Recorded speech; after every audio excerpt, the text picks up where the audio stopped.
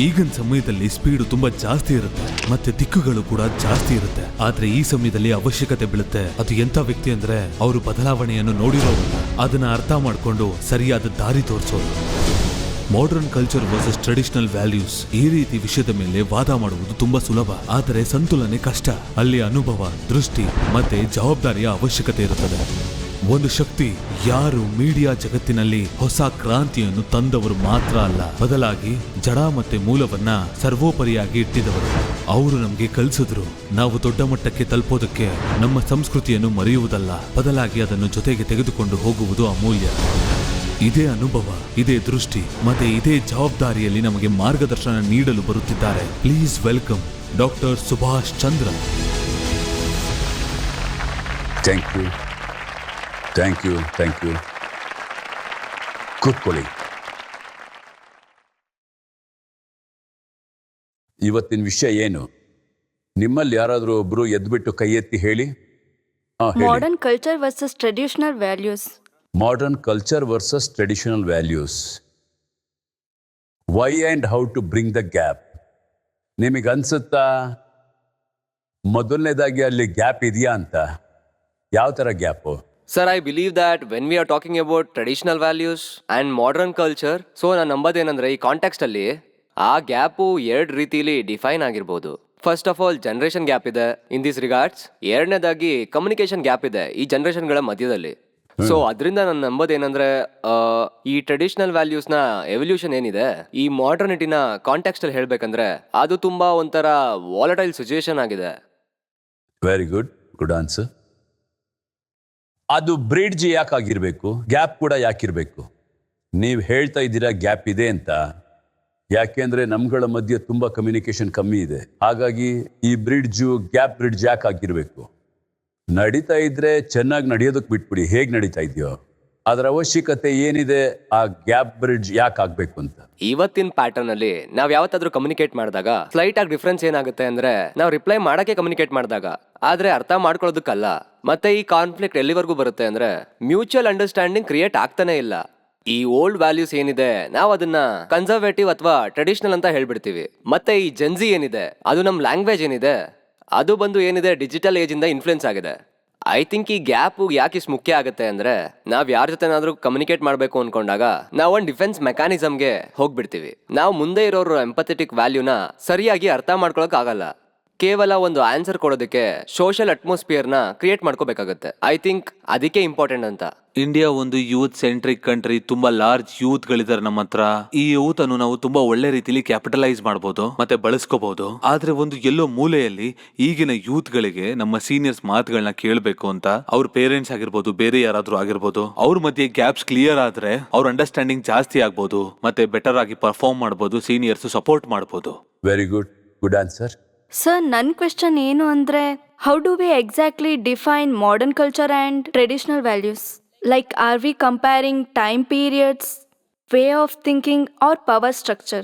ಇಲ್ಲ, ಈ ಡೆಫಿನೇಷನ್ ನೋಡ್ಬೇಕಂದ್ರೆ ಮೊದಲನ ಜನರೇಷನ್ ಏನಿದೆಯೋ 1947 ಇಂದ ತಗೊಂಡು 1970ವರೆಗೂ ಯಾರು ಜನನ ಪಡೆದಿಯಾರೋ, ಮತ್ತೆ 70s ಇಂದ 80, 85, 90ವರೆಗೂ ಜನನ ಪಡೆದಿದ್ದಾರೋ ವರ್ಸಸ್ ನೀವುಗಳೇನಿದಿರೋ ಅದರಲ್ಲಿ ಈ ಶತಮಾನದ ಅಂದರೆ 2000 ನಂತರ ಏನು ಜನನ ಪಡೆದಿರೋ ಟೈಮ್ ಪೀರಿಯಡ್ ಏನಿದೆಯೋ, ಈ ಗ್ಯಾಪ್ ಏನಿದೆಯೋ ಅದ್ರ ಕಾರಣದಿಂದ ಥಾಟ್ ಪ್ರಾಸೆಸ್ಸಲ್ಲಿ ಡಿಫ್ರೆನ್ಸ್ ಇದೆ. ಈಗ ನಾವು ಆ ಗ್ಯಾಪ್ನ ಬ್ರಿಡ್ಜ್ ಮಾಡಬೇಕೋ ಇಲ್ಲ ಮಾಡಬಾರ್ದು, ಇದು ಒಬ್ಬರ ಇಂಡಿವಿಜುವಲ್ ಮೇಲೆ ನಿರ್ಧರಿತವಾಗಿದೆ. ಇದು ಅವರವರ ಯೋಚನೆಗೆ ತಕ್ಕಂತೆ. ನನಗೆ ಎಲ್ಲೆಲ್ಲಿ ಹೋಗಿ ಏನೇನು ನೋಡೋಕ್ಕೆ ಸಿಗುತ್ತೋ, ನಾನು ತುಂಬ ಮನೆಗಳಿಗೆ ಹೋಗಿದ್ದೀನಿ, ಅವ್ರಗಳ ಮಧ್ಯೆ ತುಂಬ ಗ್ಯಾಪ್ ಇದೆ. ಪೇರೆಂಟ್ಸ್ಗಳಲ್ಲಿ, ಮಕ್ಕಳಲ್ಲಿ, ವಯಸ್ಸಾದವರಲ್ಲಿ. ಆದರೆ ಕೆಲವು ಮೆಟ್ರೋ ಸಿಟೀಸ್ ಏನಿದೆಯೋ, ಮುಂಬೈ ಆಗಿರ್ಬೋದು, ದೆಹಲಿ ಆಗಿರ್ಬೋದು, ಅಲ್ಲೂ ಕೂಡ ತುಂಬ ಜನಗಳ ಹತ್ರ ತುಂಬ ಹಣ ಬಂದಿರ್ಬೋದು, ಅಲ್ಲೂ ಹೊಂದಾಣಿಕೆ ಇಲ್ಲ. ಅವ್ರಗಳ ಮಧ್ಯ ಹೊಂದಾಣಿಕೆ ಇಲ್ಲ, ಒಂದು ಯೋಚನೆ ಇಲ್ಲ. ಬೇರೆ ಬೇರೆ ವಿಷಯಗಳು ಇಂಡಿವಿಜುವಲ್ ಮೇಲೆ ನಿರ್ಧಾರ ಆಗುತ್ತೆ. ಆದರೆ ನಾವು ಜನರಲೈಸ್ ಮಾಡಿ ನೋಡಿದಾಗ ಅದು ಈ ಟ್ರೆಡಿಷನ್ ಮಾಡ್ರನ್ ಮಧ್ಯೆ ಏನು ಡಿಫ್ರೆನ್ಸ್ ಇದೆಯೋ ಫೋಕಸ್ ಅದ್ರ ಬಗ್ಗೆ ನಾವು ಮಾತಾಡಿದ್ರೆ, ಟ್ರೆಡಿಷನ್ ವೇನಲ್ಲಿ ನಮ್ಮಂಥ ವಯಸ್ಸಾದವ್ರು ಇದ್ದರೆ ನಾವು ಕಲೆಕ್ಟಿವ್ ವಿಸ್ಡಮ್ ಮೇಲೆ ನಂಬಿಕೆ ಇಡ್ತೀವಿ. ಗುಡ್ ಮತ್ತು ಬ್ಯಾಡ್ ಮಧ್ಯ ನಮ್ಮದೇ ಆದಂತಹ ಒಂದು ಬೇರೆ ಭಾಷೆ ಇರುತ್ತೆ. ನಿಮ್ಮ ಗುಡ್ ಅವ್ರ ಬ್ಯಾಡ್ ಭಾಷೆ ಏನಿದೆ ಅದು ಬೇರೆ ರೀತಿನೇ ಇರುತ್ತೆ. ನಾವು ನಮ್ಮ ಡ್ಯೂಟಿನ ನಮ್ಮ ಧರ್ಮ ಅಂದುಕೊಂಡು ನಾವು ಅದನ್ನು ಪೂರ್ಣಗೊಳಿಸ್ಲಿಕ್ಕೆ ನೋಡ್ತೀವಿ. ನೀವು ಆ ಕೆಲಸ ಏನಿದೆಯೋ ಅದನ್ನು ನೀವು ಮಾಡ್ತೀರಾ. ಆದರೆ ನೀವು ಅದನ್ನು ಅಟಾನಮಿನಲ್ಲಿ ಮಾಡೋಕ್ಕೆ ನೋಡ್ತೀರಾ, ಇಂಡಿವಿಜುವಲ್ ಆಗಿ ಮಾಡೋಕ್ಕೆ ನೋಡ್ತೀರಾ. ಕಲೆಕ್ಟಿವ್ ವಿಸ್ಡಮ್ ಭಾಷೆ ಏನಿದೆ ಅದು ಕಮ್ಮಿ ಆಗುತ್ತೆ. ತಪ್ಪು ಏನಿಲ್ಲ, ನೀವೇನು ಮಾಡ್ತಾ ಇದ್ದೀರೋ ಅದು ತಪ್ಪು ಅಂತ ನಾನು ಹೇಳೋದಿಲ್ಲ.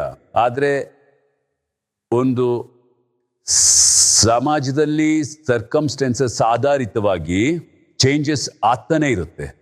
ಮತ್ತೆ ಅದು ಯಾವ ರೀತಿ ಮೇಲಕ್ಕೆ ಬರ್ತಾ ಇರುತ್ತೋ, ಯಾವ ವಾತಾವರಣದಲ್ಲಿ ನೀವು ದೊಡ್ಡವರಾಗಿರ್ತೀರೋ ಅದಕ್ಕೆ ತಕ್ಕನಾಗಿ ನೀವು ಬದಲಾಗಿರ್ತೀರಾ. ನಿಮ್ಮ ಬುದ್ಧಿ ಬೆಳೆದಿರುತ್ತೆ, ಅದೇ ರೀತಿ ಮಾತಾಡ್ತಾ ಇರ್ತೀರಾ. ನ್ಯೂರೋಲಾಜಿಸ್ಟ್ ಸೈಂಟಿಸ್ಟ್ ಏನಿದಾರೋ ಅವರು ಹೇಳೋ ಹಾಗೆ ಯಾವುದೇ ವಸ್ತುವಾಗಲಿ ಅದನ್ನು ಮನುಷ್ಯ ಯಾವುದಾದ್ರೂ ಒಂದು ರೀತಿ ಮಾತನ್ನ ಅಕಸ್ಮಾತ್ ನೀವು ಅದನ್ನು 24 ದಿನ ಮಾಡ್ತಾ ಇದ್ರೆ ಅದು ನಿಮ್ಮ ಹವ್ಯಾಸ ಆಗುತ್ತೆ. ಇವತ್ತಿನ ಯುಗ ತುಂಬ ಡಿಫ್ರೆಂಟ್ ಆಗಿದೆ. ಸೋಷಿಯಲ್ ಸ್ಟ್ರಕ್ಚರ್ನ ವಿಷಯ ಅದನ್ನು ನಾವು ಟ್ರೆಡಿಷನಲ್ ಆಗಿ ಕಂಪೇರ್ ಮಾಡೋದಾದರೆ ಎಲ್ಡರ್ಸಿಗೆ ಅದರ ಅಥಾರಿಟಿ ಇರುತ್ತೆ. ನೀವು ಮಾಡರ್ನ್ ಆಗಿ ಏನಿದ್ದೀರೋ ಈಕ್ವಾಲಿಟಿ ಬಗ್ಗೆ ಮಾತಾಡ್ತೀರಾ. ಟ್ರೆಡಿಷನಲ್ನಲ್ಲಿ ಸೋಷಿಯಲ್ ಸ್ಟ್ರಕ್ಚರ್ನಲ್ಲಿ ಜನರಲ್ ರೋಲ್ನ ಕೂಡ ಪ್ಲೇ ಮಾಡುತ್ತೆ. ನೀವುಗಳು ಆ ಮಾತನ್ನ ಒಪ್ಪೋದಿಲ್ಲ. ನೀವು ನಿಮ್ಮ ಯೂತ್ ಇನ್ಪುಟ್ನ ಜಾಸ್ತಿ ಸಿಗಬೇಕು ಅನ್ಕೋತಿರೋ ಆ ಕಾರಣದಿಂದಾಗಿ ಎಲ್ಡರ್ಸ್ ಅಥಾರಿಟಿನ ನೀವು ಒಪ್ಪಬೇಕಾಗತ್ತೆ. Today space by which I will work and perform, ನೀವೇನು ಮಾಡ್ತೀರೋ ಅದಕ್ಕೆ ಬಹಳ ವಿರುದ್ಧವಾಗಿರುತ್ತೆ. ಈ ವಿಷಯಗಳು ಏನಿದಾವೋ ಅದು ನಿಮಗೆ ಭಾರ ಆಗ್ಬೋದು. ಇದರ ಕಾರಣದಿಂದ ನಿಮ್ಮಗಳ ಮಧ್ಯೆ ಡಿಫ್ರೆನ್ಸ್ ಆಗುತ್ತೆ. ಮತ್ತೆ ಆ ಡಿಫ್ರೆನ್ಸಿಂದ ಒಂದಲ್ಲ ಒಂದು ಕಡೆ ಟೆನ್ಷನ್ ಕ್ರಿಯೇಟ್ ಆಗಿ ಡಿಫ್ರೆನ್ಸ್ ಒಪಿನಿಯನ್ ಹುಟ್ಕೊಳ್ಳುತ್ತೆ ನಿಮ್ಮಲ್ಲಿ. ಆ ಕಾರಣದಿಂದ ಅದು ಒಳ್ಳೇದಾಗಿದ್ರೆ, ಇಲ್ಲಿ ಯಾರೋ ಒಬ್ರು ಹೇಳ್ದಾಗೆ ಅಕಸ್ಮಾತ್ ನೀವು ಯೂತನ್ನ ಜೊತೆಯಲ್ಲಿ ಕರ್ಕೊಂಡು ಹೋಗೋದಾದ್ರೆ ಮಾಡರ್ನಿಟಿನ ಟ್ರೆಡಿಷನ್ ಜೊತೆ ಸೇರಿಸ್ಕೊಂಡು ಹೋಗ್ಬೇಕಾಗತ್ತೆ. ಅದರ ರಿಸಲ್ಟು ಇನ್ನೂ ಚೆನ್ನಾಗಿರುತ್ತೆ. ಈಗ ಇದೇನೆ ಮತ್ತೆ ರೀಸನ್ ಏನು ಗ್ಯಾಪಿಗೆ, ಅಕಸ್ಮಾತ್ ಇದನ್ನ ನೀವು ಯಾರೋ ಹೇಳ್ದಾಗೆ ಕಮ್ಯುನಿಕೇಶನ್ ಗ್ಯಾಪ್ ಏನಿದೆಯೋ ನಮ್ಗಳ ಮಧ್ಯ, ದಟ್ ಈಸ್ ಮೇನ್ ರೀಸನ್. ನಿಮ್ಗಳಲ್ಲಿ ಯಾರಾದರೂ ಹೇಳ್ತೀರಾ ಇದಕ್ಕೆ ಕಾರಣ ಏನು ಅಂತ ಹೇಳಿ? ನಾನಿಬ್ರು ಗೆಳೆಯರು ಮ್ಯೂಚುವಲ್ ಅಂಡರ್ಸ್ಟ್ಯಾಂಡಿಂಗ್ ಮತ್ತೆ ಯೂತ್ ಪವರ್ ಮತ್ತೆ ಯೂತ್ ಪೊಟೆನ್ಷಿಯಲ್ ಬಗ್ಗೆ ಹೇಳಿದ್ರು. ಹೌದು. ಮತ್ತೆ ನೀವು ಇದನ್ ಕೇಳಿದ್ರಿ, ಈ ಬ್ರಿಡ್ಜ್ ಮಾಡೋದು ಯಾಕೆ ಇಂಪಾರ್ಟೆಂಟ್ ಅಂತ. ನನ್ನ ಪ್ರಕಾರ ಈ ಬ್ರಿಡ್ಜ್ ಯಾಕೆ ಇಂಪಾರ್ಟೆಂಟ್ ಅಂದ್ರೆ, ನಾವು ತುಂಬಾ ಒಳ್ಳೆ ಕೊಲಾಬ್ರೇಷನ್ ಮಾಡ್ಬೋದು. ಅದು ಯಾಕಂದ್ರೆ ಮಾಡರ್ನ್ ಕಲ್ಚರ್ ಮತ್ತೆ ಟ್ರೆಡಿಷನಲ್ ವ್ಯಾಲ್ಯೂಸ್ ಮಧ್ಯೆ ಏನಿದೆಯೋ ಅದು.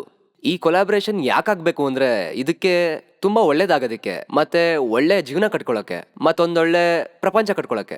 ಈ ಗ್ಯಾಪ್ ಬಗ್ಗೆ ಕೇಳ್ತಿದ್ದೀರಲ್ಲ, ಅದ್ ಯಾಕಂದ್ರೆ ಅದು ಬಂದು ನನ್ನ ಪ್ರಕಾರ people are not humble enough to understand.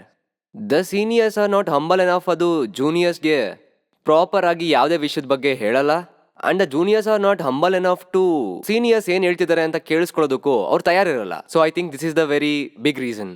Modern culture versus traditional value ಜಾಗದಲ್ಲಿ ಅದನ್ನು ನಾವು ಹಾಗೆ ಹೇಳೋದಾದ್ರೆ ಅದು ಜೆನ್ಜಿ ವರ್ಸಸ್ ಜೆನೆಕ್ಸ್. ಆ ಡಿಫ್ರೆನ್ಸ್ ಏನಿದೆಯೋ ಅದ್ರ ಬಗ್ಗೆ ಮಾತಾಡೋಣ. ಅದರಲ್ಲಿ ವ್ಯತ್ಯಾಸ ಇದೆ.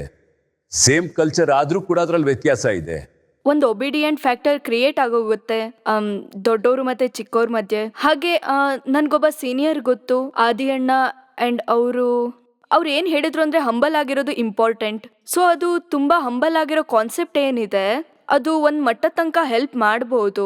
ಎಸ್ಪೆಷಲಿ ಯಾವ್ದಕ್ಕೆ ಅಂದ್ರೆ, ದೊಡ್ಡವರು ಮಕ್ಕಳಿಗೆ ಏನಾದ್ರು ಅರ್ಥ ಮಾಡ್ಕೊಳಕ್ ಹೇಳಿದ್ರು ಅಂದ್ರೆ ಎಕ್ಸ್ಪೀರಿಯನ್ಸ್ ಪಾಯಿಂಟ್ ಆಫ್ ವ್ಯೂ ಅಲ್ಲಿ ಅವ್ರ ಲೈಫ್ ಅಲ್ಲಿ ಅವ್ರೇನಾದ್ರೂ ಫೇಸ್ ಮಾಡಿರ್ತಾರೆ ಅಂದ್ರೆ, ಮತ್ತೆ ಅವರ ಬೇಕು ಬೇಡಗಳನ್ನೆಲ್ಲ ಅವ್ರ ಜೂನಿಯರ್ಸ್ ಏನಿರ್ತಾರೆ ಮತ್ತೆ ಅವ್ರ ರಿಲೇಷನ್ಸ್ ಕೂಡ ಫೇಸ್ ಮಾಡಿರ್ತಾರೆ. ಆ ಪಾಯಿಂಟ್ ಆಫ್ ವ್ಯೂ ಇಂದ ದೊಡ್ಡವರಾಗಿರ್ತಾರೆ. ಬಟ್ ನಮ್ ಟೈಮ್ ಅಲ್ಲಿ ಅದೆಲ್ಲ ಡಿಫ್ರೆಂಟ್ ಆಗಿರುತ್ತೆ ಸರ್. ಒಂದ್ ಕಾಂಬಿನೇಷನ್ ಇರೋದು ತುಂಬಾ ಮುಖ್ಯ.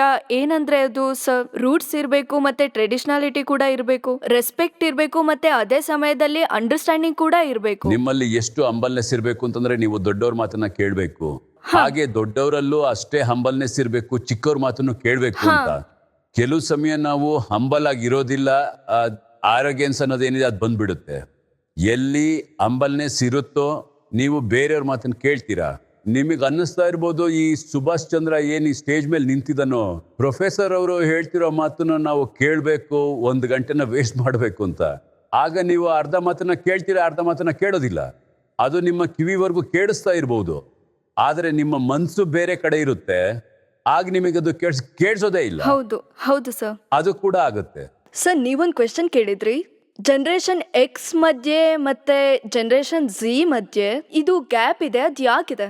ಐ ಥಿಂಕ್ ಈ ಗ್ಯಾಪ್ ಯಾಕಿದೆ ಅಂದ್ರೆ ಮನುಷ್ಯನ ಜೊತೆ ಮಾತಾಡೋದು ಮರ್ತೋಗಿದ್ದಾನೆ. ಈ ಜನರೇಷನ್ ಝಿ ಏನಿದೆಯಲ್ವಾ, ಅವರು ಕಮ್ಯುನಿಕೇಶನ್ ಮನುಷ್ಯರ ಜೊತೆ ಮಾಡಲ್ಲ, ಜಾಸ್ತಿ ಮಷಿನ್ ಜೊತೆ ಮಾಡ್ತಾರೆ. ಸೊ ಅದಕ್ಕೆ ಈ ಗ್ಯಾಪ್ ಜಾಸ್ತಿ ಆಗ್ತಾ ಹೋಗ್ತಿದೆ. ಈ ಗ್ಯಾಪ್ ಮನುಷ್ಯ ಜೊತೆ ಮಾತಾಡಿ ಮಷಿನ್ ಜೊತೆ ಮಾತಾಡದೇ ಇದ್ರೆ ಐ ಥಿಂಕ್ ಬ್ರಿಡ್ಜ್ ಆಗುತ್ತೆ ಗ್ಯಾಪ್. ತುಂಬಾ ಒಳ್ಳೆ ಮಾತನ್ನ ಹೇಳಿದ್ರಿ ನೀವು ಡಾಕ್ಟರ್ ಬಕ್ಷಿಯವರೇ.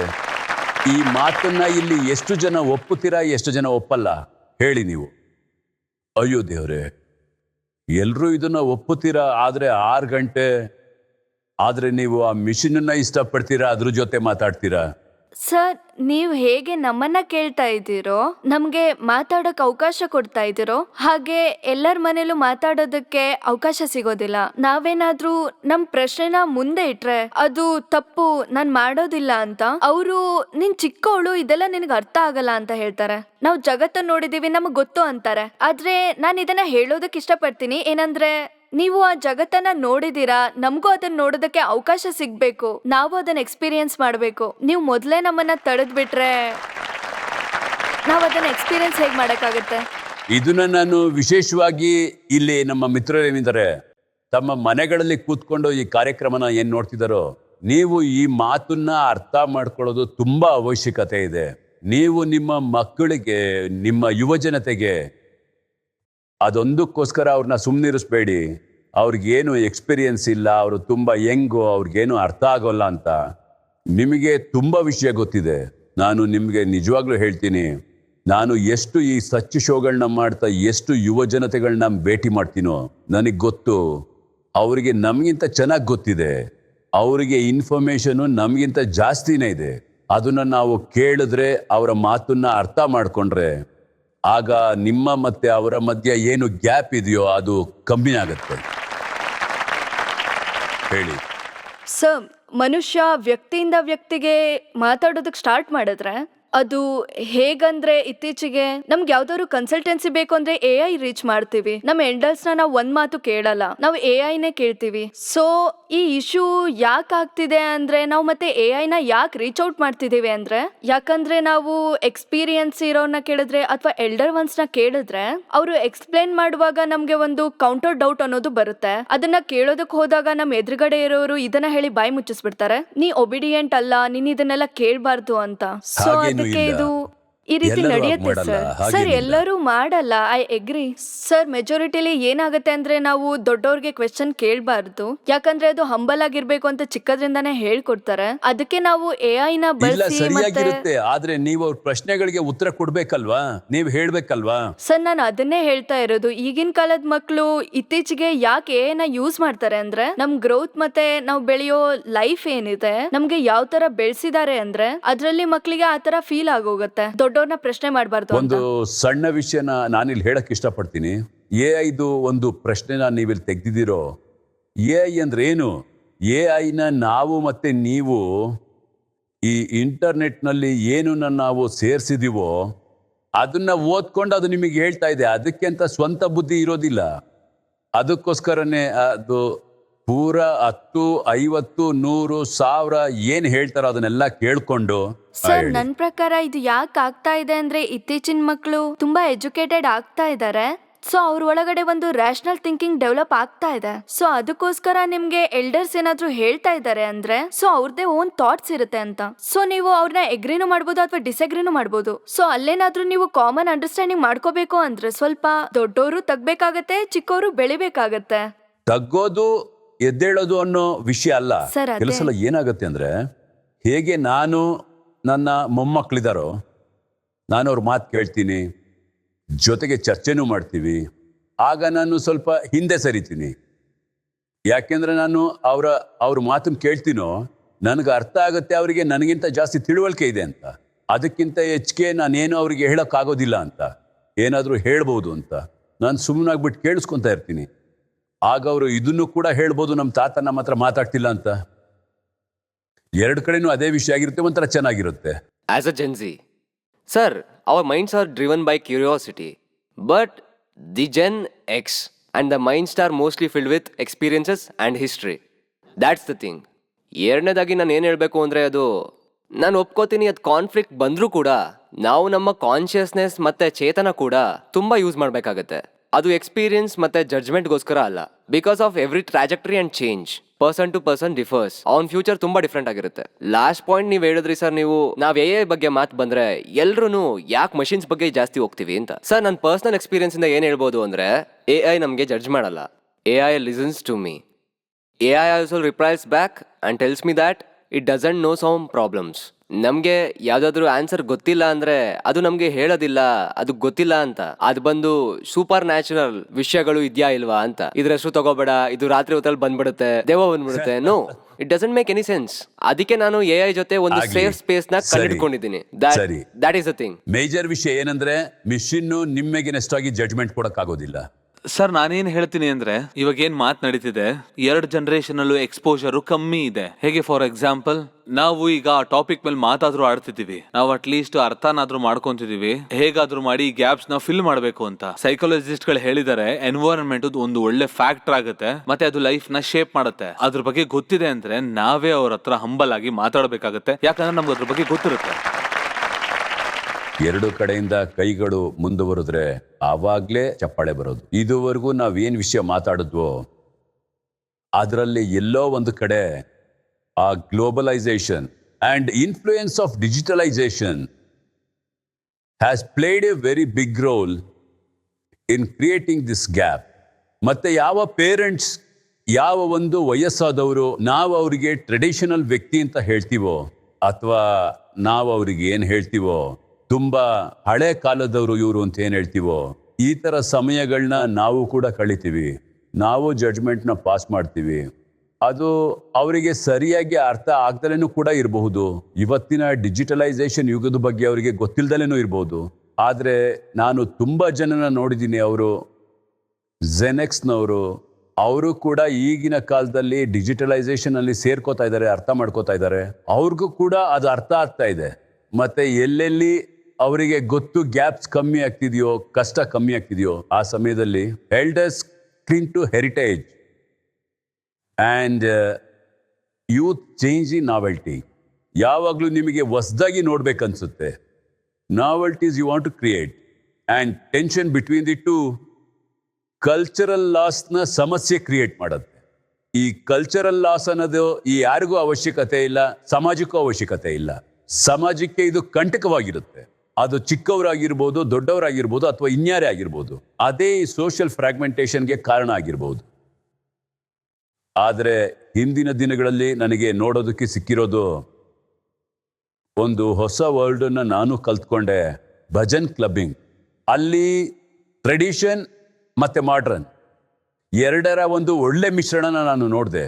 ನೀವು ಭಜನೆ ಸಂಧ್ಯಾದಲ್ಲಿ ಒಂದು ಕೀರ್ತನೆನ ನಮ್ಮ ತಾತನವರು ಅರೇಂಜ್ ಮಾಡಿದ್ರು, ಆದರೆ ನಾನು ಅಲ್ಲಿಗೆ ಹೋಗಲಿಲ್ಲ. ನಾವಲ್ಲಿ ಹೋಗಲ್ಲ, ಯಾಕಂದರೆ ನಾವಲ್ಲಿ ಹೋಗಿ ಸುಮ್ಮನೆ ಕೂತ್ಕೊಂಡು ಕಣ್ಣು ಮುಚ್ಕೊಂಡು ಭಜನೆನ ಕೇಳಬೇಕು. ಆದರೆ ಅದು ನಮಗೆ ಆಗೋದಿಲ್ಲ. ಇದು ಒಂದು ಒಳ್ಳೆ ಕಾನ್ಸೆಪ್ಟ್, ಅದನ್ನು ಯಾರಾದರೂ ತೆಗೆದಿರಬಹುದು. ನಾನು ಅವರಿಗೆ ಕೃತಜ್ಞತೆ ಹೇಳಬೇಕಂದ್ರೆ ಅವರ ಭಜನೆನ ಮಾಡಿ ಕೇಳಿಸ್ಕೊಳ್ಳಿ, ನಿಮ್ಮ ಇಷ್ಟದಂತೆ ಕೇಳಿಸ್ಕೊಳ್ಳಿ. ನಿಮಗೆ ಭಜನೆ ಮಾಡ್ತಾ ಡ್ಯಾನ್ಸ್ ಮಾಡೋದು ಇಷ್ಟ ಆಗ್ಬೋದು, ಮಾಡಿ. ಆ ಮ್ಯೂಸಿಕ್ನು ನೀವು ಆನಂದದಿಂದ ಅನುಭವಿಸಿ, ಭಜನೆಯ ಆನಂದನೂ ಅನುಭವಿಸಿ. ಅದು ಒಂದು ದೊಡ್ಡ ಒಂದು ಒಳ್ಳೆ ವಿಷಯನ ನೋಡೋಕ್ಕೆ ಸಿಗ್ಬೋದು ಅನಿಸುತ್ತೆ. ಮತ್ತು ನನಗನ್ಸೋ ಮಟ್ಟಕ್ಕೆ ಜೆನ್ಜಿ ಯಾವ ವಿಷಯ ಬೇಕಾದ್ರೂ ಮಾಡುತ್ತೆ, ಅದನ್ನು ಸ್ವಲ್ಪ ಮಾಡರ್ನೈಸ್ ಮಾಡಿ ಅವ್ರಿಗಿಷ್ಟ ಆಗೋ ಹಾಗೆ ಅದನ್ನು ಅವರು ರೂಪಿಸ್ಕೋತಾರೆ, ಅದನ್ನು ಮಾಡಿದ್ದಾರೆ. ಮತ್ತು ಅದೇ ರೀತಿ ಅವರ ಎನ್ವೈರ್ನಮೆಂಟ ಚೆನ್ನಾಗಿ ಮಾಡ್ಕೊಂಡಿದ್ದಾರೆ ಅವರು. ಹಾಗೆ ಎಂಜಾಯ್ ಮಾಡಿ, ಅದು ಕೂಡ ಒಳ್ಳೆ ವಿಷಯನೇ. ಇದೇ ಪ್ರಕಾರವಾಗಿ ನಾನು ಏನು ಹೇಳ್ತೀನಿ ಅಂದರೆ, ತುಂಬ ಟ್ರೆಡಿಷನಲ್ ವಿಷಯಗಳೇನಿದ್ದಾವೆ ಅದನ್ನು ಮಾಡರ್ನ್ ವೇನಲ್ಲೂ ಕೂಡ ಮಾಡಬಹುದು. ನಾನೀಗ ನಿಮಗೆ ಒಬ್ಬರನ್ನ ಭೇಟಿ ಮಾಡಿಸ್ತೀನಿ, ಡಾಕ್ಟರ್ ಶಿವ್ ಸುದರ್ಶನ್ ಮಲ್ಲಿಕ್ ಅವ್ರನ್ನ. ಅವರು ಡಾಕ್ಟರ್ PhD ಇನ್ ಕೆಮಿಕಲ್ ಕೆಮಿಸ್ಟ್ರಿ. ಅವರು ಕಾಂಕ್ರೀಟ್ ಹೆಸರನ್ನ ಬದಲಾಯಿಸಿ ಇನ್ನೊಂದು ಅವರು ಅದನ್ನ ಗೋಕ್ರೀಟ್ ಮಾಡಿದ್ದಾರೆ ಅಂತ. ಅದನ್ನ ಅವ್ರ ಹತ್ರನೇ ಕೇಳೋಣ ಇದೇನು ಅಂತ. Please welcome doctor Mallik. ನಿಮಗೆ ಹೃತ್ಪೂರ್ವಕ ಸ್ವಾಗತ. ಬನ್ನಿ, ತುಂಬ ಸಂತೋಷ, ಧನ್ಯವಾದ. ನೀವು ಇವ್ರಿಗೆ ಹೇಳ್ತೀರಾ ಸ್ಟೂಡೆಂಟ್ಸ್ಗೆ ಇದನ್ನ ಹೇಗೆ ನೀವು ಈ ಮಾಡರ್ನ್ ವಸ್ತುನ ಟ್ರೆಡಿಷನ್ನ ಒಟ್ಟಿಗೆ ಸೇರಿಸಿ ಮಾಡಿದ್ರಿ ಅಂತ. ಇಷ್ಟೋ ತನಕ ನಾವೊಂದು ಚರ್ಚೆಯಲ್ಲಿ ಕೇಳಿಸ್ಕೊಂತಿದೀವಿ ಮಾಡರ್ನಿಟಿ. ಈ ಶಬ್ದ ನನ್ನ ಮುಂದೆನೂ ಸುಮಾರು ಸಲ ಬಂದಿದೆ, ಮತ್ತೆ ನಾನು ಇದ್ರ ಬಗ್ಗೆ ತುಂಬಾ ಚೆನ್ನಾಗಿ ಅರ್ಥ ಮಾಡ್ತಿದ್ದೀನಿ.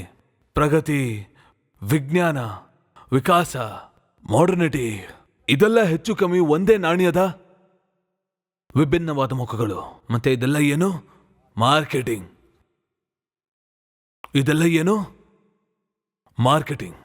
ಅದು ಸುಮಾರು 20 ವರ್ಷದಿಂದ ಅದಕ್ಕಿಂತ ಜಾಸ್ತಿ ಕೂಡ ಆಗಿರ್ಬೋದು. 1990ರಲ್ಲಿ ನಾವು ಯಾವಾಗ ದಿಲ್ಲಿಗೆ ಬರ್ತಿದ್ವಿ, ಮತ್ತೆ ಬಿಳಿ ಪಂಚೆ ಉಡ್ಕೊಂಡು ನಾವು ಬರ್ತಿದ್ವಿ, ಯಾಕಂದ್ರೆ ನಾವು ದೆಹಲಿಲಿ ಇರ್ತಿದ್ವಿ, ವಾತಾವರಣ ಆಗಿತ್ತು ಅಷ್ಟೇ. ಇವತ್ತೇನು 2026, ಈಗ ಸಮಯ ಆಗಿದೆ ಅಲ್ವಾ? ಏನ್ ಮಾಡರ್ನಿಟಿ ಇದೆ? ನಮ್ ಕೈಲಿ ಗಾಳಿನ ಶುದ್ಧ ಮಾಡೋದಕ್ಕಾಗತ್ತಾ? ಮಾಡರ್ನ್ ಏನಾಗೋಯ್ತು? ಮಾಡರ್ನ್ ಮತ್ತೆ ಆಧುನಿಕ ಏನು? ಮಾಡರ್ನ್ ಮತ್ತೆ ಆಧುನಿಕ ಈಗಿರೋದಷ್ಟೇ. ನಾನು ಮತ್ತೆ ನೀವು ಮಾತಾಡ್ತಿರೋದನ್ನೇ ಆಧುನಿಕ ಅಂತ ಹೇಳೋದು. ಸ್ವಲ್ಪ ಹೊತ್ತಲ್ಲಿ ಈ ಸಮಯ ಕೂಡ ಕಳೆದೋಗುತ್ತೆ. ಸೊ ಇದು ಮಾರ್ಕೆಟಿಂಗ್ ಟೂಲ್ಸ್. ಹೇಗಂದ್ರೆ ಈಗ ನಾನು ಕುರ್ತಾ ಪೈಜಾಮ ಹಾಕೊಂಡು ಕೂತಿದ್ದೀನಲ್ಲ, ಸೊ ನಾನೇನು ಟ್ರೆಡಿಷನಲ್.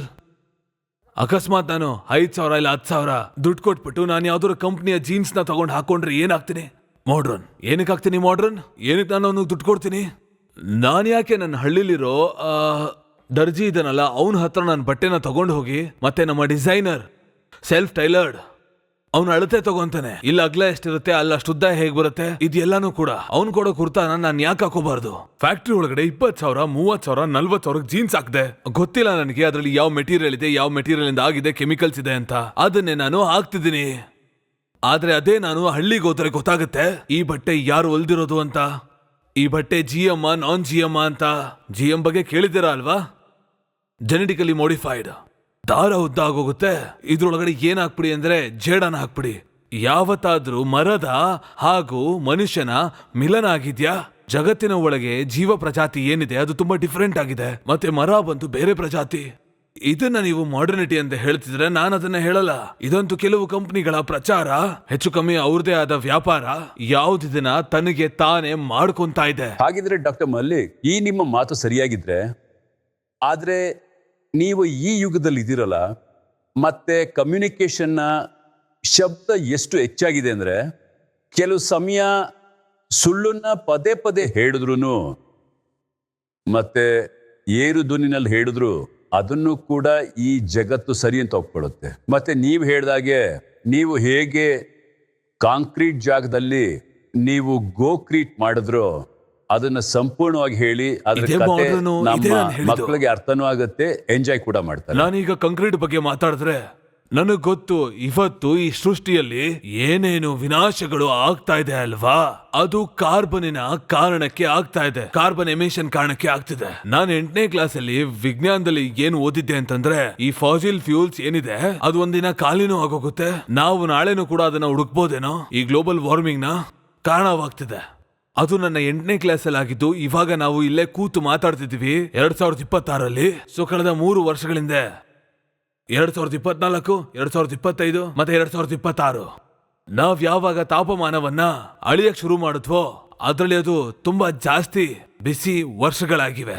ಹೇಳ್ತಾರಲ್ಲ 2 ಡಿಗ್ರಿ ಸೆಂಟಿಗ್ರೇಡ್ ತಾಪಮಾನ ಜಾಸ್ತಿ ಆದ್ರೆ ತುಂಬಾ ಏರುಪೇರುಗಳಾಗೋಗ್ತವೆ, ಮತ್ತೆ ಅದೇನಿದೆ ಅದು ತುಂಬಾ ದುರ್ಘಟನೆಗಳಾಗೋಗ್ತವೆ.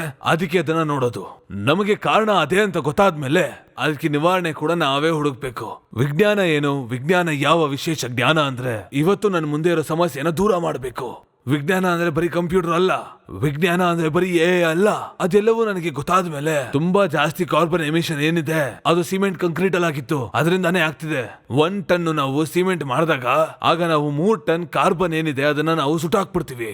3 ಟನ್ ಕಾರ್ಬನ್ ಏನ್ ಮಾಡ್ತಿದೆ? 3 ಟನ್ ಕಾರ್ಬನ್ 7.5 ಟನ್ ಆಕ್ಸಿಜನ್ ನ ನಾಶ ಮಾಡ್ತಿದೆ. ಅದೇ ಆಗ್ತಿರೋದು, ಕಾರ್ಬನ್ ಡೈಆಕ್ಸೈಡ್ ಆಗ್ತಿದೆ. ಡಾಕ್ಟರ್ ಮಲ್ಲಿಕ್ ಹೇಳ್ತಾ ಇದ್ರು 1 ಟನ್ ಸಿಮೆಂಟ್ ಮಾಡೋದಕ್ಕೆ 3 ಟನ್ ಕಾರ್ಬನ್ ಡೈಆಕ್ಸೈಡ್ ನ ಕ್ರಿಯೇಟ್ ಮಾಡಬೇಕಾಗತ್ತೆ. ಆ 3 ಟನ್ ಕಾರ್ಬನ್ ಡೈಆಕ್ಸೈಡ್ ಏನಿದೆ ಅದಲ್ಲದೆ 8 ಟನ್ ಆಕ್ಸಿಜನ್ ನಮಗೇನು ಅವಶ್ಯಕತೆ ಇದೆಯೋ ಅದನ್ನು ಕೂಡ ತಿಂದ್ಬಿಡುತ್ತೆ. ಹೇಳಿ, ಇವತ್ತು ಏನ್ ನಾವು ಮತ್ತೆ ನೀವು ಮಾತಾಡ್ತಿದ್ವಿ 81ರಿಂದ 26 ತನಕ ಎಷ್ಟು ವರ್ಷ ಆಯ್ತು? ಏನೊಂದು 140 ವರ್ಷ ಆಯ್ತಾ? 140 ವರ್ಷದೊಳಗೆ 980 ppm ನಾವು 450 ppm ಮಾಡಿದೀವಿ. ಮತ್ತೆ ಪ್ರತಿ ವರ್ಷ ಈ ppm ಜಾಸ್ತಿ ಆಗ್ತಿದೆ. 3 ppm 4 ppm ಕಾರ್ಬನ್ ಡೈಆಕ್ಸೈಡ್ ಜಾಸ್ತಿ ಆಗ್ತಿದೆ. 3 ppm 4 ppm ಆಕ್ಸಿಜನ್ ಕಮ್ಮಿ ಆಗ್ತಿರುತ್ತೆ. ಆಕ್ಸಿಜನ್ ಅಂದಿದ ತಕ್ಷಣ ಹಿಂಗ ಅನ್ಕೋಬೇಡಿ ಅನಂತು ಮೆತ್ ಅಂತ. ಇದು ಕೂಡ ಒಂದು ನಿಶ್ಚಿತ.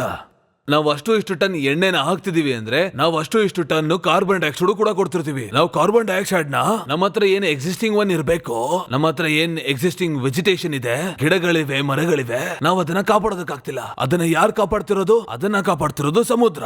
ಮತ್ತೆ ಸಮುದ್ರದ ಒಳಗೆ ಏನಾಗ್ತಿದೆ? H2O + CO2 = H2CO3 carbonic acid ಆಗ್ತಿದೆ. ಇದರರ್ಥ ನಾವು ಸಮುದ್ರದ ನೀರನ್ನು ಕೂಡ ಮಾಲಿನ್ಯ ಮಾಡ್ತಿದೀವಿ. ಮತ್ತೆ ನಮ್ಮ ಈ ಗತಿಯಿಂದ ಸಮುದ್ರದ ಒಳಗಡೆ ಏನ್ ಜೀವಿಗಳಿದೆ ಓದಿರಬಹುದು, ನಾನು ಹೋಗಿದ್ದೆ ಅದನ್ನ. ಒಂದು ಸಮುದ್ರದಲ್ಲಿ ಆಸಿಡೈಸೇಷನ್ ಏನಿದೆಯೋ ಅದು ಜಾಸ್ತಿ ಆಗ್ತಾ ಇದೆ. ಸೊಲ್ಯೂಷನ್ ಏನು? ಇದರ ಸೊಲ್ಯೂಷನ್ ಏನಂದ್ರೆ ನಾನು ಹೇಳ್ತಿರೋ ಹಾಗೆ ನಾನು ಏನ್ ಹೇಳ್ತಿದ್ದೀನಿ ಅಂದ್ರೆ ನಾವೇನಿದೀವಿ ಜೀವಿಗಳೇನಿದೀವಿ ಆ ಜೀವಿಗಳಿಗೆ ಮತ್ತೆ ಕೆಲ್ಸಗಳು ಕೊಡ್ಬೇಕು. ನಾವು ಭೂಮಿನ ನಿರ್ಜೀವ ಮಾಡ್ತಾ ಹೋಗ್ತಿದೀವಿ.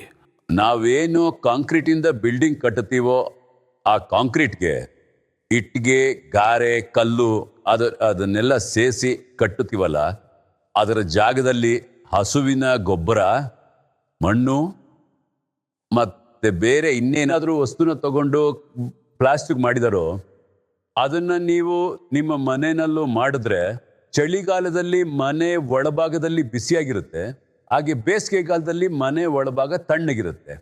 ಹಾಗೆ ವಾತಾವರಣದಲ್ಲೂ ಕೂಡ ಯಾವುದೇ ಬದಲಾವಣೆ ಆಗೋದಿಲ್ಲ. ನಿಮ್ಮ ರೂಮ್ ಒಳಗಡೆ ಅಥವಾ ನಿಮ್ಮ ಅಂಗಡಿ ಒಳಗಡೆ ಈ ರೀತಿಯ ಪ್ಲಾಸ್ಟರ್ ಏನಾದ್ರು ಹಾಕ್ದಾಗ ಗಾಳಿನ ಶುದ್ಧ ಮಾಡುವಂತದ್ದು, ಸುವಾಸನೆ ತರುವಂತದ್ದು, ಅದು ಮಾಡರ್ನ್ಲಿ ಆಗೋಯ್ತಲ್ವಾ? ಅದು ಮಾಡರ್ನಿಟಿ ಟ್ರೆಡಿಷನ್ ಅಂತ ಒಪ್ಕೋತಿರೋ? ಇದೇ ಪ್ರಶ್ನೆ. ಮಾಡರ್ನ್ ಆದ್ರೆ ಇದ್ರೊಳಗಡೆ ನಾನು ಹಾಕಿದ್ದೀನಿ, ಏನಾಗ್ದೆ? ಗೊಬ್ಬರ ಏನಾಗ್ದೆ? ಟ್ರೆಡಿಷನಲ್ ವಸ್ತುಗಳನ್ನ ಹಾಕಿದ್ದಾರೆ, ಗೊಬ್ಬರ.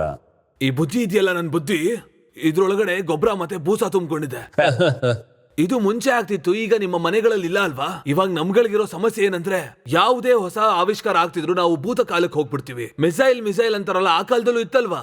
ಇಂಟರ್ನೆಟ್ ಅಂತಾರೆ, ಸಂಜಯ್ ನ್ಯೂಸ್ ಇತ್ತಲ್ಲ ಆಗ್ಲೇ, ಅದ್ ಮೊದ್ಲಿಂದಾನೇ ಇತ್ತು. ಇದು ಕೂಡ ಮೊದ್ಲೇ ಇತ್ತು. ಅದಿತ್ತು ಮೊದ್ಲೇನೆ. ಇವತ್ತೇನಾಗ್ತಿದೆ, ಇವಾಗ ಏನಾಗ್ತಿದೆ ತಿಳ್ಕೊಳ್ಳಿ ಅದನ್ನ ಮೊದ್ಲು. ಇಲ್ಲಿಷ್ಟು ಜನ ಏನ್ ಕೂತಿದ್ರು, ಇಲ್ಲಿ ಮೊದ್ಲೇನಿತ್ತು ಅಂತ ನಮಗ್ ಗೊತ್ತಿರ್ಲಿಲ್ಲ. ಮುಂಚೆದು ಟ್ರೆಡಿಷನ್, ಇವಾಗಿಂದು ಮಾಡರ್ನಿಟಿ. ಇದು ಮೊದ್ಲಿಂದ ನಡೀತಿದೆ. ನಾನು ಹಳ್ಳಿಯಿಂದ ಬಂದವನು. ನಮ್ಮ ಅಜ್ಜಿ ಊರಲ್ಲಿ ನೀವ್ ಯಾವ ರೀತಿ ಹೇಳಿದ್ರು ಅದೇ ರೀತಿ ಮನೆ ಇತ್ತು. ಮತ್ತೆ ಮೊದ್ಲಿಂದನೂ ಅದೇ ರೀತಿ ಬಂದಿದೆ. ಮತ್ತೆ ಅದೇನಿದೆ ಅದು ಇವತ್ತು ಕೂಡ ಇದೆ. ಆದ್ರೆ ಪ್ರಾಬ್ಲಮ್ ಏನಂದ್ರೆ ನೀವ್ ಇವಾಗ ಹೇಳಿದ್ರಲ್ಲ, ಅದು ಗೊಬ್ಬರ ಮತ್ತೆ ಮಣ್ಣಿಂದ ಬಂದಿದೆ ಅಂತ. ಅಕಸ್ಮಾತ್ ಆಗಿ ಜೋರಾಗಿ ಮಳೆ ಏನಾದ್ರು ಆಗೋದ್ರೆ, ಸುಂಟ್ರ ಗಾಳಿ ಬಂದ್ರೆ ಆ ಮನೆ ಉಳಿಯುತ್ತಾ? ಇದನ್ನೇ ನಾವು ಮಾಡ್ಬೇಕು.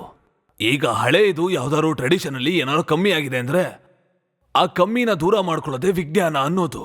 ಪ್ರಾಕೃತಿಕ ಭವನ ಯಾವ ಭವನ ಅಂದ್ರೆ ನಿಮ್ಮ 10 ಕಿಲೋಮೀಟರ್ ಏರಿಯಾದಲ್ಲಿ 90% ಸಂಭಾಳಿಸ್ಕೊಳ್ಳೋದು ಯಾವ್ದ್ರಿಂದ ಅದಾಗುತ್ತೋ. ಭವನ ಎಷ್ಟು ದೊಡ್ಡ ಬಿಸ್ನೆಸ್, ಬಿಲ್ಡಿಂಗ್ ಅನ್ನೋದೇನಿದೆ ಅದು ಎಂತ ದೊಡ್ಡ ಬಿಸ್ನೆಸ್, ತುಂಬಾ ದೊಡ್ಡ ಬಿಸ್ನೆಸ್. ನನಗ್ ಗೊತ್ತಾಯ್ತು ಮಣ್ಣಿನ ಮನೆಗಳು ಸೆಕೆ ಮತ್ತೆ ಚಳಿನ ತಡೆಯುತ್ತವೆ ಅಂತ, ಗಾಳಿನ ಶುದ್ಧವಾಗಿಡುತ್ತೆ ಅಂತ, ಬಾಳ್ಕೆನೂ ಬರುತ್ತೆ. ಅದಾದ್ಮೇಲೆ ಮಧ್ಯದಲ್ಲಿ ನಾನು ಸಿಮೆಂಟ್ ಮನೆಗೆ ಹೋಗ್ಬಿಟ್ಟೆ. ನಾನು ಈ ಸಿಮೆಂಟ್ ಇರೋ, ಟೈಲ್ಸ್ ಇರೋ, ಕಲ್ಗಳಿರೋ ಮನೆಗಳಿಗೆ ಹೋದಾಗ ನನಗೆ ಗೊತ್ತಾಯ್ತು ಇಲ್ಲಿ ಸಫೋಕೇಶನ್ ಆಗ್ತಿದೆ ಅಂತ. ಇಲ್ಲಿ ಸೆಕೆ ಆಗ್ತಿದೆ ಅಂದಾಗ ಎಸಿ ಆನ್ ಮಾಡೋ ಅವಶ್ಯಕತೆ ಬಿತ್ತು. ಮತ್ತೆ ಈಗ ಎಸಿಗೋಸ್ಕರ ಎಲೆಕ್ಟ್ರಿಸಿಟಿ ಬಿಲ್ ಬೆಳೀತು. ಮತ್ತೆ ಈಗ ಕರೆಂಟ್ ಬರ್ತಿರೋದು ಬಂದು ಕಾರ್ಬನ್ ಇಂದ. ಮತ್ತೆ ಅದು ನನ್ನ ಪರಿಸರಕ್ಕೆ, ನನ್ನ ಜೀವನಕ್ಕೆ, ಸಂಸಾರಕ್ಕೆ ಅದು ಸರಿ ಇಲ್ಲ ಅಂತ. ಅದಕ್ಕೆ ಅದಕ್ಕೊಂದು ದಾರಿ ಹುಡುಕ್ದೆ. ನಾನು ಏನ್ ಹುಡುಕ್ದೆ ಅಂದ್ರೆ, ಈ ರಾಜಸ್ಥಾನ ಹರಿಯಾಣದಲ್ಲಿ ಎಷ್ಟು ಬಿಸಿಲು ಬರ್ತಿರುತ್ತೋ ನೋಡಿ, ಅಲ್ಲಿ ನಾನು ಎಸಿ ಇಲ್ದೆ ಹೇಗಿರ್ಲಿ ಅಂತ. ಆ ವಿಷಯನ ನಾನು ಹುಡುಕ್ತೆ. ಒಂದು ಮಾರ್ಗ ನನಗೆ ಸಿಕ್ತು. ನನಗೆ ಪುರಾತನ ವಿಷಯಗಳಿಂದನೇ ಸಿಕ್ತು. ನನ್ನ ತಾತ ಮುತ್ತಾತ ಏನ್ ಮಾಡ್ತಿದ್ರು ಆ ವಿಷಯಗಳಿಂದನೇ ಸಿಕ್ತು. ಸೊ ಆ ವಿಷಯಗಳೇನಿದೆ, ಹಳೆ ವಿಚಾರಗಳು, ಅದನ್ನೆಲ್ಲ ಬಿಡೋದು ಮಾಡರ್ನಿಟಿ ಅಂತ ಅನ್ನೋದಿಲ್ಲ. ಹಳೆ ವಿಷಯಗಳನ್ನ, ಏನ್ ಟ್ರೆಡಿಷನಲ್ ವಿಷಯಗಳಿವೆ, ಸನಾತನವಾಗಿದೆ, ಏನ್ ಸಸ್ಟೈನಬಲ್ ಆಗಿದೆಯೋ ಆ ಸಸ್ಟೈನಬಲ್ ವಿಷಯಗಳನ್ನ ಬಿಡಬಾರ್ದು. ಅದು ತಪ್ಪು. ನಮ್ಗೇನಾದ್ರೂ ಮಣ್ಣಿನ ಮನೆಗಳು ಚೆನ್ನಾಗಿರುತ್ತೆ ಅಂತ ಗೊತ್ತಿದ್ರೆ ಸೊ ನಾವೇನ್ ಮಾಡ್ಬೇಕು ಅಂದ್ರೆ ಮಣ್ಣಿನ ಮನೆಗಳ ಕಡೆ ತಿರುಗಲೇಬೇಕು. ನಾನು ಇಂಗ್ಲೆಂಡ್ಗೆ ಹೋದಾಗ, ಎಷ್ಟೋ ದೇಶಗಳಿಗೆ ಹೋದಾಗ, ಮತ್ತೆ ಇಂಗ್ಲೆಂಡಿನ ಗ್ರಾಮೀಣ ಭಾಗಗಳಿಗೆ ಹೋದಾಗ, ನಾನು ಅಲ್ಲಿಗೆ ಹೋಗಿ ನೋಡಿದಾಗ ಅಲ್ಲಿನ ಜನಗಳು ಅವರು ಟಚ್ ರೂಫ್ ಅಲ್ಲಿ ಇರ್ತಾರೆ. ಅವರೆಲ್ಲ ಯಾರು? ಅವರೆಲ್ಲ ತುಂಬಾ ಬುದ್ಧಿವಂತರು. ಮತ್ತೆ ಈ ಟಚ್ ರೂಫ್ ಏನಂದ್ರೆ ನಮ್ಮ ಮುತ್ತಾತಂದಿರು ಚಪ್ರ ಹಾಕ್ತಿದಾರಲ್ಲ, ಅದು ಗರಿಗಳಿಂದ, ಮರಗಳಿಂದ. ಅವರು ಆ ಗರಿಗಳನ್ನ, ಗಿಡ ಗಂಟೆಗಳನ್ನ ಈ ತರ ಟೈಟ್ ಮಾಡೋದನ್ನ ಕಲ್ತ್ರು, ಈ ತರ ಕಟ್ಟೋದನ್ನ ಕಲ್ತ್ರು. ಅದು ತುಂಬಾ ಸುಂದರವಾಗಿ ಕಾಣೋ ತರ ಮಾಡಿದ್ರು. ಹೇಗೆ ನೀವು ಕೀರ್ತನ, ಸಂಧ್ಯಾನ, ಭಜನೆಯ ಸಂಘವಾಗಿ ಬದಲಾಯಿಸಿದ್ರೋ ಹಾಗೇನೆ ಈ ವಸ್ತುನ ಟ್ರೆಡಿಷನ್ ಆಗಿ ಮೇಲ್ಚಾವಣಿನ ಈಗ ನೀವು ಮಾಡರ್ನ್ ರೂಪದಲ್ಲಿ ಬದಲಾಯಿಸಬಹುದು. ನಿಮ್ಗೆ ಏನಾದ್ರೂ ಪ್ರಶ್ನೆಗಳಿದ್ರೆ ಮಲ್ಲಿಕ್ ಸರ್ ಹತ್ರ ಕೇಳಿ. ಈಗ thank you doctor Mallik for your contribution. ನೀವು ಇದನ್ನ ಡಿಸ್ಕವರ್ ಮಾಡಿದ್ದೀರಾ. ಅದು ನಾವಿದನ್ನ ಅದು ಅದೇನದು Gocrete. Gocrete for building like huge concrete and skyscrapers. ಹಾ, ಖಂಡಿತ. ನೀವ್ ಇದ್ರಲ್ಲಿ ತುಂಬಾ ದೊಡ್ಡ ಮನೆ ಕಟ್ಟಬೇಕು ಅಂದ್ರೂ ಕಟ್ಬೋದು ನೀವು ಅದನ್ನ.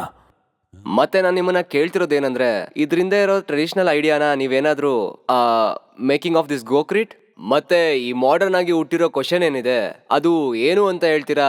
ಈ ತರ ವಸ್ತುನ ಡಿಸ್ಕವರ್ ಮಾಡಿದಿರಲ್ಲ. ನೋಡಿ, ವಿಷಯ ಏನಂದ್ರೆ, ಈ ವಿಷಯ ಮನ್ಸಿಗೆ ಹೇಗೆ ಬರುತ್ತೆ ಅಂದ್ರೆ, ಹೇಗೆ ನಮ್ಮ ದೇಶದ ಪ್ರಧಾನ ಮಂತ್ರಿ ಹೊರಗೋಗಿ ಅವ್ರು ಹೇಳಿದ್ರು 2070 ಭಾರತನ ನೆಟ್ ಜೀರೋ ಕಾರ್ಬನ್ಗೆ ತಂದ್ಬಿಡ್ತೀವಿ ಅಂತ. ಅವರು ಒಂದು ಡೇಟ್ ನ ಡಿಸೈಡ್ ಮಾಡ್ಬಿಟ್ಟಿದ್ದಾರೆ. 2070 ಭಾರತದಲ್ಲಿ ಕಾರ್ಬನೇಟ್ ಇರಲ್ಲ ಅಂತ.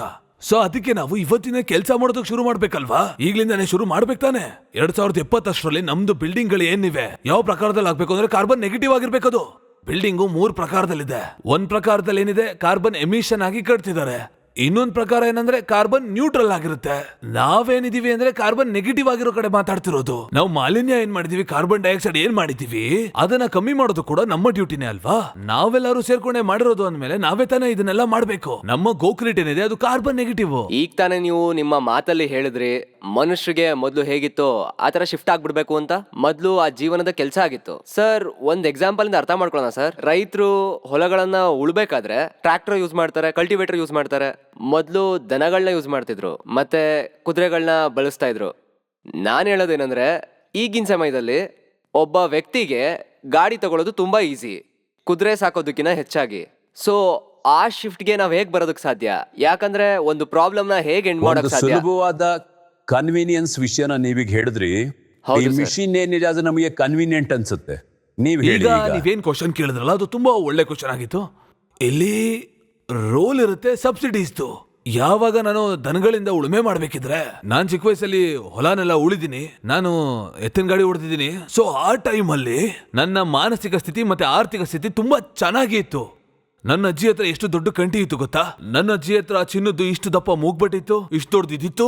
ಅದಾದ್ಮೇಲೆ ಬೆಳ್ಳಿದು ಬಂಚಿತ್ತು, ಮತ್ತೆ ಗೆಜ್ಜೆಗಳೆಲ್ಲ ಏನ್ ಬರುತ್ತೋ ಅದೆಲ್ಲ ಬೆಳ್ಳಿದಾಗಿತ್ತು. ಇದೆಲ್ಲ ಅವ್ರ ಹತ್ರ ಇತ್ತು. ಅದಾದ್ಮೇಲೆ ಯಾರೋ ನನಗೆ ಟ್ರಾಕ್ಟರ್ ಕೊಟ್ಬಿಟ್ರು. ಟ್ರ್ಯಾಕ್ಟರ್ ಜೊತೆಗೆ ಎಲ್ಲ ಬದಲಾಯ್ತು.